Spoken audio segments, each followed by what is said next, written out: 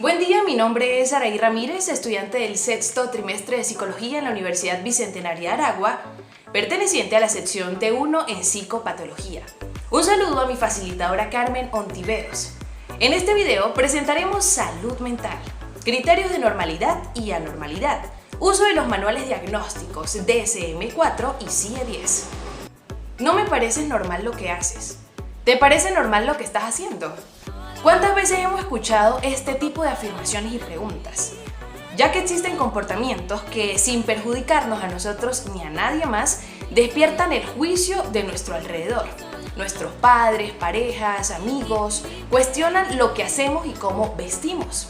De alguna forma parece que intentan imponernos un criterio estándar aceptado como correcto socialmente.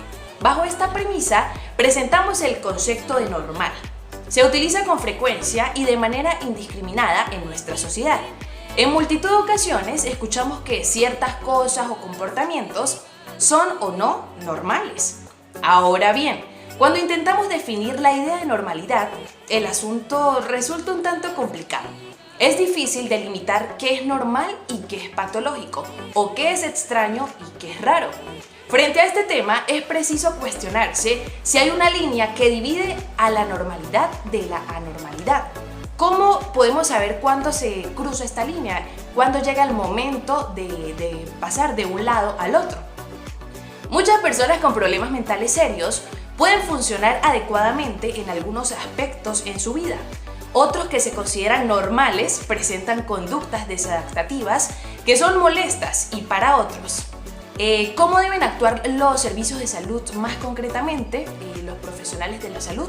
Esta ha sido una de las interrogantes que ha surgido por millones de años. Es por ello que a lo largo de este video vamos a presentar cuáles son los conceptos de normalidad y anormalidad presentes en la actualidad y, por supuesto, también llevaremos a cabo diversas preguntas que nos van a permitir conocer lo que son los manuales diagnósticos de los trastornos mentales, en específico el DSM-5 y la CIE-10. Comenzamos con la parte 1 de este video, denominado criterios de normalidad y anormalidad. Vamos a indicar el concepto de salud mental según la Organización Mundial de la Salud, ya que según la Organización Mundial de la Salud, o mejor conocida como OMS, es el bienestar que una persona experimenta como resultado de su buen funcionamiento en diversos aspectos. Aquí engloban diversos aspectos tanto cognitivos, afectivos, conductuales y, en última instancia, el despliegue óptimo de sus potencialidades y de los potenciales en los individuos, para la convivencia, en el trabajo y, por supuesto, para la recreación. Dentro de las necesidades básicas del ser humano se encuentra la salud, básicamente la base de nuestra existencia. Por eso gobiernos, comunidades, familias y personas se deben preocupar siempre por conservar los niveles óptimos de salud. En esta ocasión, la salud mental está determinada por factores tanto sociales como ambientales, además los factores biológicos y psicológicos, para que el individuo pueda funcionar de una manera correcta. Allí también incluye diversos padecimientos como la depresión, la ansiedad, la epilepsia, las demencias, la esquizofrenia y trastornos del desarrollo. La importancia de la salud mental es sumamente vital para el individuo. Es por ello que la definición, según la OMS, es como ese estado completo de bienestar, tanto físico, mental, social y emocional, y no solamente la ausencia de afecciones o enfermedades. Una prevención afectiva puede reducir el riesgo de desarrollar un problema de salud mental. Para ello, debemos reducir los factores de riesgo y fortalecer exclusivamente nuestra salud tanto física como mental para así poder generar beneficios sociales. Dé una definición personalizada de lo que usted considera normalidad. Diría que lo normal, que es lo que se considera natural, que fluye y ocurre espontáneamente. Y por esta razón, simplemente es aceptado, es lo común. Lo que no afecta ni molesta a la propia persona ni a los demás. Por esta razón, nadie parece preocuparse ni inquietarse, por eso llamado normalidad, tanto así que la normalidad se juzga a partir de lo anormal, o en otras palabras, de lo patológico. Esto ocurre en muchos planos o en muchas ocasiones a nivel psicológico.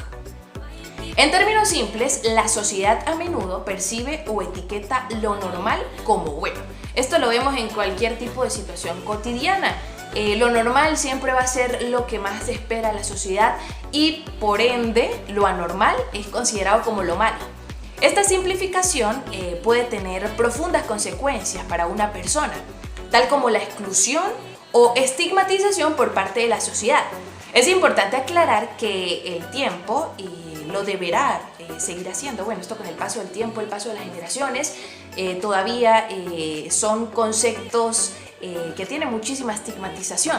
Lo cierto es que este conflicto entre la categorización del funcionamiento anormal frente a aquel considerado normal ha existido por años. De una definición profesional de lo que considera normalidad, cite los autores en los que se fundamentó. Vamos a comenzar revisando la RAE. Allí su concepto, el concepto de anormal, es que accidentalmente se halla fuera de lo natural, ese estado o condiciones que le son inherentes. También en la RAE podemos encontrar otra definición: persona cuyo desarrollo físico e intelectual es inferior al que les corresponde a su edad. Por lo general, en psicología las definiciones de lo normal suelen girar bajo 4 dimensiones específicas. La dimensión número 1 es la relacionada con la salud, entendiendo lo normal como lo contrario a la enfermedad. La ausencia de signos y síntomas, entendiéndolas como medidas estadísticas, también puede ser otra manera de ver el concepto de anormal, ya que en estos casos el modelo de la sociedad se establece a partir de la conducta mayoritaria. Lo normal pasa a ser todo aquello que la población manifiesta con más frecuencia. También se puede clasificar según la edad, población, raza, origen y nivel socioeconómico. De este modo, lo normal sería el ideal, mientras que lo anormal implicaría una desviación de la norma. Un ejemplo simple está en lavarse las manos. Es normal hacerlo. Sin embargo, hay personas que lo hacen de una manera compulsiva, una manera obsesiva, incluso sabiendo que sus manos están limpias. Ahí sí puede hablarse de una desviación de lo normal, entendiendo que se trata de un trastorno obsesivo compulsivo. También podemos entender este concepto de una manera dinámica, ya que se puede retornar a un equilibrio. Esta apreciación se origina por las corrientes conductistas, que entienden que la forma de comportarse de las personas es consecuencia de ciertas experiencias significativas en su personalidad.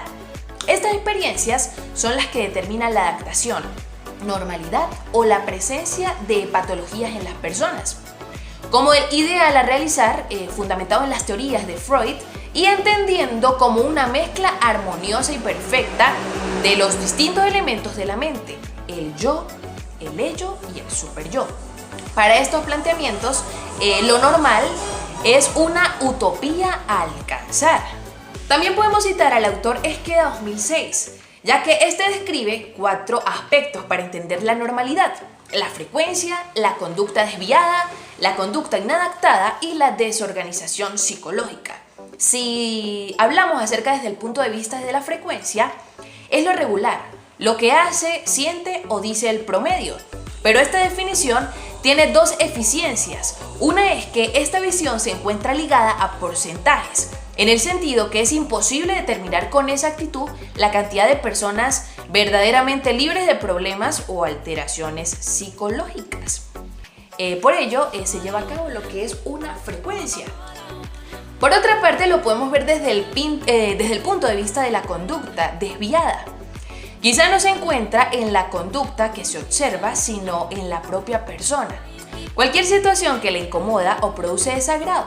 Ello ocurre cuando los que forman parte de la mayoría observan a otro individuo que va en contra de las reglas establecidas y que se aceptan como propias, tomando en cuenta entonces una conducta desviada. Y si vemos este concepto desde el punto de vista de la organización psicológica, como sinónimo de normalidad, únicamente el propio individuo puede decir acertadamente qué es lo correcto y qué es no, cuando siente desorganización o cuando alguna situación tiene el potencial para desorganizarlo. Una dificultad es que muchas personas hacen un gran esfuerzo por ocultar su nivel de desorganización, pues esperan que las cosas se arreglen solas o que el tiempo lo haga. Por ende, la manera más adecuada de las funciones corporales y psicológicas de un individuo hace que se aproxime al concepto que buscamos, que es la normalidad. Si situamos por otra parte otro autor, tenemos a Baez, en el año 2012 plantea que en las ciencias del hombre lo normal se contrapone a lo anormal, indiscutiblemente observándose las dificultades que presentan cuando se trata de establecer lo que es normal y lo que es anormal, para poder ubicar en contraste lo que podría ser esa conducta anormal. Un camino para establecer lo normal lleva al análisis del cuerpo humano, como el modelo que podría enseñar o desengañar sobre lo que es normal y anormal. Como nos hemos dado cuenta, siempre estos conceptos, a pesar de que son sumamente diferentes, siempre como que están ligados entre sí. Señalan criterios generales y específicos de la normalidad y la anormalidad. Lo correcto es entenderlo bajo 4 dimensiones, de manera cualitativamente distinta. Entre ellos tenemos 4 criterios resaltantes. El primero, que es el estadístico. Este muestra la idea de normalidad como aquello que es más probable. Es un criterio lógicamente matemático y diría que las conductas más repetidas son las normales, mientras que las que apenas se producen serán patológicamente o anormales. Tienen una gran fuerza suponer un método objetivo de medir la normalidad, pero pierden eficacia cuando existen muchísimas variabilidades.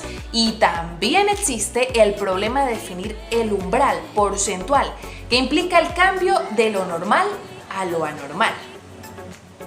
Cuando hablamos del criterio biológico, aquí tenemos en cuenta los procesos y las leyes biológicas naturales para determinar la normalidad. Aquellas conductas o procesos que siguen completamente de manera biológica y que no se consideran patológicos. El problema de este criterio es que las leyes biológicas son modelos científicos que pueden ser incompletos o erróneos, y un dato nuevo se puede interpretar como una patología en vez de ser parte de una asociación o de un proceso normal. Continuamos con el criterio social. Este se basa en que la normalidad es aquello que la sociedad acepta y básicamente que es uno de los criterios que mayormente es utilizado en nuestra sociedad de manera explícita. A esta concepción le podemos sacar un fuerte sesgo histórico y cultural. Dependiendo de la época y la cultura, el concepto va a variar. Adelante vamos a ir viendo algún ejemplo de este criterio. Si pasamos al criterio subjetivo, según este criterio, las conductas o patologías serían aquellas que se ven donde el sujeto realiza las conductas. Es decir, este criterio se muestra muy deficientemente en multitud de ocasiones, ya que muestra gran subjetividad y se encuentra altamente sesgado, debido a que tendremos que valorar como normales todas nuestras conductas. Podemos agregar otros criterios, es decir, la normalidad como salud. Se considera que un comportamiento está, dentro de los límites normales cuando no se observa una psicopatología. Para esta perspectiva médica, la ausencia de signos y síntomas es indicativa para la salud. Se considera salud como el estado funcional razonable más que el óptimo. También se puede ver desde el punto de vista de la normalidad como utopía.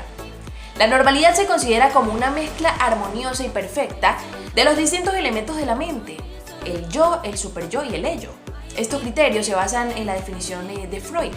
También la normalidad como promedio, la normalidad como proceso y la normalidad como adaptación.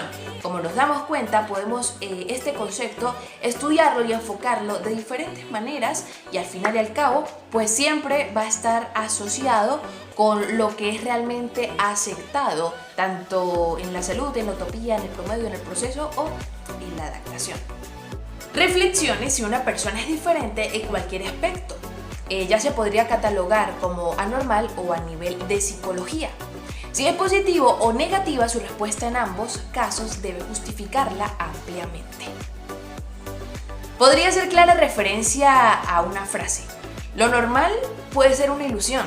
Lo que es normal para una araña es el caos para una mosca. Comenzando con esta interpretación, podemos avanzar a esta pregunta. Si apareciéramos por casa, vestidos de una manera totalmente llamativa, particular, tatuajes y un intento de vestir bastante dark, es decir, nos estamos enfocando más que todo en los estereotipos, automáticamente, bueno, no tardaría en aparecer las críticas. Sin embargo, ¿qué hay de malo en ir con el cabello llamativo y tatuajes? ¿Será que eso pues no es normal? Pues que no sea normal, porque bueno, lo normal puede verse como lo que hace la mayoría, pero el hecho de no ser normal no es negativo. Si nos salimos del comportamiento correcto, estamos actuando inadecuadamente. Entonces es importante recalcar lo de inadecuado, ya que las críticas pues suelen ser negativas. No es normal ir con tatuajes, no es normal vestirse de una manera fuera de lo común, porque automáticamente vas a ser considerado como malo, como alguien raro, algo indiferente. En este mundo diría que la palabra diferente es también objeto de muchísimos perjuicios. Y está un poco loco por ir así. Deberías ir como todo el mundo. Siempre son algunas de las palabras que se llevan a cabo cuando tenemos enfrente de nosotros, cuando está en nuestro hogar, alguien que no actúa como normalmente se debería hacer, o mejor dicho, como la mayoría lo hace. Hay que olvidar así, de todas formas, que la normalidad tiene una gran carga de subjetividad y está vinculada a la condición social, la edad y pues otras cuestiones. Para un adolescente, estar toda la noche sin dormir puede resultar normal, mientras que una persona mayor tenga pues esa misma conducta va a ser algo extraño. Podemos colocar otro ejemplo. En las celebraciones tradicionales, más que todo en Escocia, los hombres particularmente utilizan faldas o polleras, ya que bueno, esto dentro de su cultura es normal, es completamente normal ver en estas celebraciones los hombres con faldas. Pero si lo adaptamos a Latinoamérica, esto sería una completa anormalidad, va a ser objeto de todas las vistas y todas las miradas que estén presentes. Por ende, pues el aspecto físico definitivamente no define normalidad o normalidad. El concepto de normalidad engloba la serie de expectativas en que cada sociedad tiene para su gente. Se trata de una generalización y como tal parece que falta precisión cuando se lleva a la práctica. Por mucho que una persona se esfuerce en parecerse a otra, en cumplir sus mandatos, pues nunca podrá modificar sus sentimientos y sus necesidades voluntariamente. Por ello, la normalidad hace caso omiso a aquellos detalles que nos hacen propiamente individuos y por lo tanto no habla de nosotros, sino por nosotros. Siempre existen comportamientos que sin perjudicarnos a nosotros ni a nadie, pues despiertan ese juicio de nuestro alrededor. Nuestros padres, nuestras parejas, pues siempre nos cuestionan todo lo que hacemos. Entonces lo extraño y lo anormal no tiene por qué ir asociado a una disposición problemática o negativa del individuo. En realidad la sociedad sería la que excluiría conductas, ideas, características, tachándolas de malo. El ejemplo, bueno, sería la gran variabilidad registrada en las conductas, actos o sentimientos en el cajón de la normalidad y también de la normalidad a lo largo de la historia. Por ejemplo, hace siglos era normal y legítimo matar a personas si tu orgullo era herido. Esto lo observamos en el video anterior de la historia de la psicopatología. Hoy en día lo consideramos raro e inmoral. O la manera también de vestirnos. A medida que han pasado los años, pues esto ha ido evolucionando y los criterios estándares han ido cambiando socialmente. Pero aquí la pregunta es si esto realmente nos afecta en algo, y por supuesto la respuesta es un rotundo no, por lo que estamos emitiendo solamente un juicio de valor y debemos ir también con cuidado porque podemos condicionar o también podemos herir a las personas que solamente pretenden experimentar la vida y solo ser ellos mismos. Avanzamos con el apartado número 2. Uso de los manuales de diagnóstico DSM-5 y CIE-10. En primer lugar nos vamos a enfocar en el DSM-5. ¿Pero qué es esto? El Diagnostic and Statistical Manual of Mental Disorder, 5th Edition DSM-5, o mejor dicho en español, Manual Diagnóstico y Estadístico de los Trastornos Mentales DSM-5, es una herramienta de clasificación y diagnóstico publicada por la Asociación Estadounidense de Psiquiatría, en sus siglas APA, en los Estados Unidos. Funge como la principal autoridad en el diagnóstico psiquiátrico. Por lo común, las recomendaciones terapéuticas y el pago profesionales de salud están determinadas por las clasificaciones del DSM, de forma que la publicación de una nueva versión adquiere significación práctica. Otro de sus apartados es ¿cuál es su autor? En primer lugar, partimos de los antecedentes, gracias a Emil Kraepelin, ya que él fue el primero en llevar a cabo el Manual de Psiquiatría en el año 1899 y es el padre de la clasificación de los trastornos mentales, tal como los consideramos actualmente. En la actualidad, las diversas versiones y actualizaciones por parte del DSM son publicadas por la Asociación Estadounidense de Psiquiatría. ¿Cuáles son sus diferentes versiones? Bueno, primero nos tenemos que situar al año 1948. Allí comienza la tarea de crear un sistema estandarizado de clasificación psiquiátrica, que concluiría en el año 1952 con la publicación del primer DSM. En el año 1968 aparece el DSM número 2. Ya para el año 1980 el DSM número 3. 7 años más tarde, luego de que llevaran a cabo toda la revisión de la tercera edición, surge el DSM-3R hasta el año 1994, que se edita, luego se lleva a cabo el DSM-4 y por último el DSM-5, que fue publicado en el año 2013, específicamente el 18 de mayo. Este reemplazó lo que anteriormente era el DSM-4TR, publicado en el año 2000. A partir de 1999 pues comenzó el desarrollo de la nueva versión y continuó formándose en un grupo de trabajo en el 2007 que generó y experimentó en campo una variedad de nuevas clasificaciones, pero específicamente el DSM-5 es el que tenemos en la actualidad. ¿Cuáles son los números de volúmenes? El DSM-5 no posee volúmenes en específico. ¿Cuáles son las diferentes partes que lo constituyen? El DSM-5 se divide en 3 secciones que están ordenadas por números romanos. La sección 1 se denomina conceptos básicos del DSM-5, seguida por la segunda, que son los criterios y códigos diagnósticos, la tercera, que es conocido como medidas y modelos emergentes. Cuando hablamos de la sección 1, esta está dirigida en proporcionar pautas para el uso clínico y forense del manual. Tanto la sección número 2, allí más que todo es los códigos, los diagnósticos y se va hablando poco a poco de los diferentes trastornos. Para la sección número 3, este recoge medidas dimensionales para la evaluación de los síntomas, criterios sobre la formulación cultural de los trastornos y una propuesta alternativa sobre la conceptualización de los trastornos de personalidad, así como una descripción de las condiciones clínicas que están actualmente en el estudio. ¿Cómo presenta el DSM-5 la descripción de cada trastorno? El DSM-5 no explica las categorías como tal. Esto no es explicativo, sino que más bien es descriptivo. Este va describiendo las características, pero no da una explicación de su porqué. Tampoco aporta el abordaje terapéutico.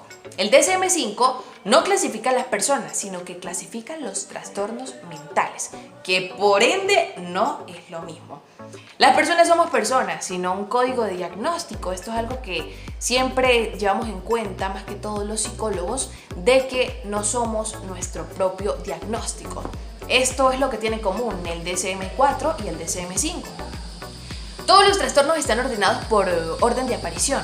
Primero, los que comienzan en las etapas más tempranas. Estamos hablando acerca de la infancia y la niñez del individuo.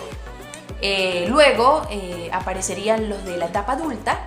Dentro de cada uno de ellos, primero se listan los que aparecen más precozmente y es importante tener presente estos criterios para la sucesión de la aparición de los trastornos. Por eso se describen primero los de aparición más temprana. También podemos destacar que el DSM-5 ha generado muchísimas polémicas. Pero, ¿cuál es el motivo de la polémica que ha generado el DSM-5 desde su publicación? Esta última versión no ha reunido el consenso de las versiones anteriores. La Asociación Británica de Psicología se ha mostrado totalmente contraria, totalmente necia. Incluso el Instituto Nacional de Salud Mental americano, conocido como National Institute of Mental Health, o sus siglas NIMH, ha anunciado que dejará de hacer uso del DSM. Una de las críticas es que responde a un criterio biomédico para la clasificación de los trastornos mentales en detrimento, de criterios psicológicos y sociales. Por otra parte, tenemos otra crítica, y es que el DSM-5 como que produce una reducción de los umbrales diagnósticos para múltiples categorías de trastorno. Esto es que para presentar una categoría diagnóstica, el umbral, yo diría que para presentar un trastorno muy bajo, está muy cerca de lo que comúnmente conocemos como normalidad. Por otra parte, con la ampliación de categorías diagnósticas, pues como que crea categorías que según algunos podríamos tener el grueso de la población. Esto que todos podríamos tener un diagnóstico de DSM-5. Ahora es el momento de avanzar con el CIE-10, el acrónimo de la Clasificación Internacional de las Enfermedades, en su 10ª edición, correspondiente a la versión española de la versión en inglés ICD. Sus siglas de International Statistic Classification of Diseases of Related Health Problems, y determina la clasificación y codificación de las enfermedades y una amplia variedad de signos y síntomas, hallazgos anormales, denuncias, circunstancias sociales y causas externas de daños o de enfermedades. Su autor, según la estructura que se ha desarrollado a partir de la propuesta por William Farr, en la época en la que comenzaron estas discusiones internacionales sobre la estructura de la clasificación, pero en la actualidad es publicada por la Organización Mundial de la Salud, conocida por sus siglas de OMS. Si señalamos las diferentes versiones del CIE, podemos destacar el CIE 9, la anterior clasificación de los códigos, la CIE 10, y la clasificación actual, el CIE 11, que esta está todavía en desarrollo, es una nueva clasificación pero está en desarrollo. También se conoce el CIE O, que es el Código Internacional de las Enfermedades para la Oncología, específicamente es utilizado en esta área. También posee diversos números de volúmenes, en el cual destaca el volumen número 1, que contiene principalmente lo que es la clasificación de las enfermedades propiamente dichas. Las categorías con sus correspondientes términos diagnósticos se encuentran ordenadas en capítulos por grupos de padecimientos, lesiones o motivos de atención. Cuando hablamos del volumen número 2, contiene fundamentalmente lo que son las instrucciones para usar cada una de sus clasificaciones.